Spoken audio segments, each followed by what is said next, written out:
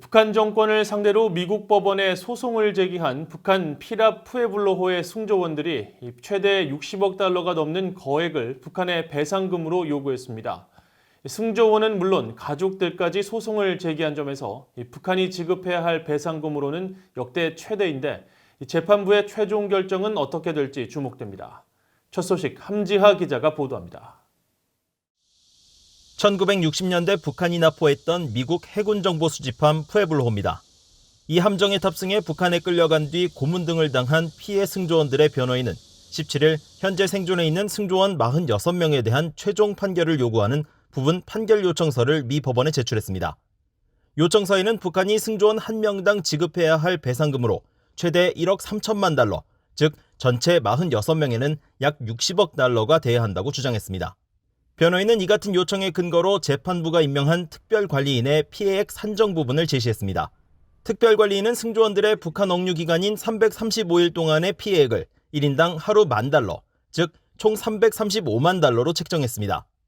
또 미국으로 돌아온 이후 약 50년 동안 정신적 고통 등에 시달린 부분도 별도로 1,675만 달러를 인정했습니다. 변호인은 여기에 북한 억류 당시 1인당 피해액인 335만 달러에 대한 이자 부과까지 재판부에 요청하면서 배상금은 최소 7,480만 달러에서 최대 1억 3,090만 달러에 달한다고 주장한 겁니다.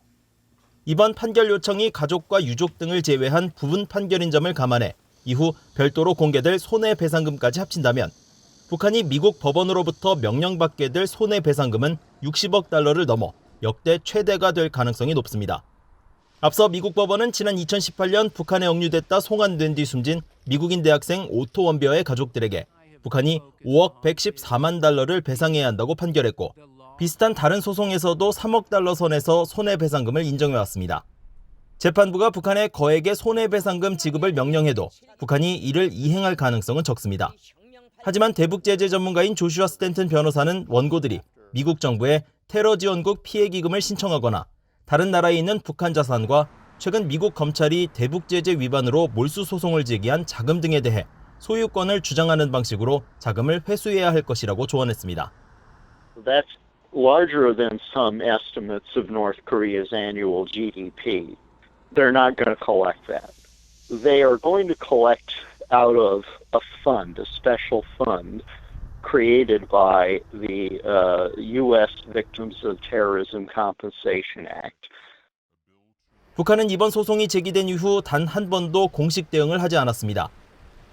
따라서 이번 재판부의 결정은 원고의 주장을 바탕으로 한 궐석 판결로 내려질 가능성이 크고 같은 이유로 손해배상금 책정도 원고의 주장이 대부분 반영되는 것으로 알려졌습니다. BOE 뉴스 함지하입니다.